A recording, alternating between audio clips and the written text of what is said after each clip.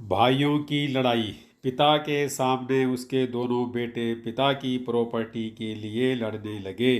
देखते ही देखते झगड़ा बड़ा होता चला गया।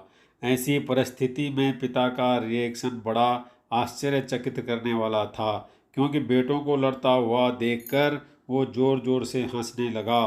दोनों बेटों का ध्यान जब अपने पिता पर गया तो उन्हें लगा शायद सदमे से उनका बाप पागल हो गया है। दोनों ही बेटे बाप के पास दौड़ कर आए।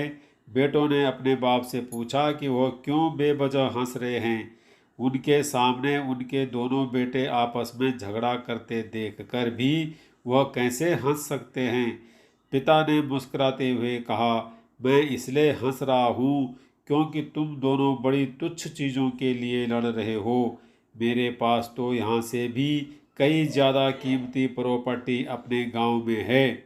अगर तुम दोनों चाहो तो मैं तुम्हें वह प्रॉपर्टी दिखा सकता हूँ। दोनों बेटों की आंखों में चमक आ गई। उन्होंने कहा वो जरूर देखना चाहेंगे। अगले दिन बाप और दोनों बेटे कुछ सामान पैक करके गांव की बस में बैठकर अपने गांव के लिए निकल गए। गांव में पिता अपने दोनों बेटों को एक आलीशान हवेली की तरफ लेकर जाने लगा। वो जैसे जैसे उस हवेली के करीब पहुंचते गए तो उन्हें हवेली का असली रूप नजर आने लगा, जो अब खंडहर में तब्दील हो चुकी थी।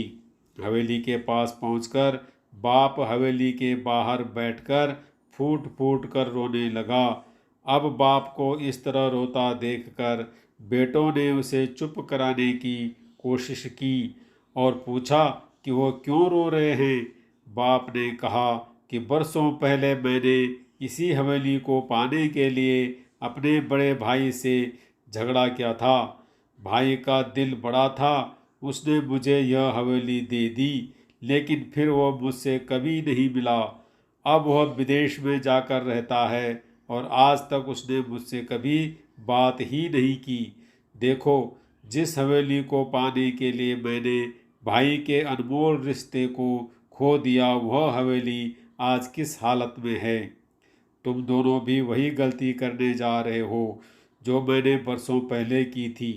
तुम दोनों भी उन्हीं तुच्छ सी चीज़ों के लिए लड़ने लगे हो जिनकी कीमत आगे जाकर रिश्तों के मुकाबले शून्य होगी।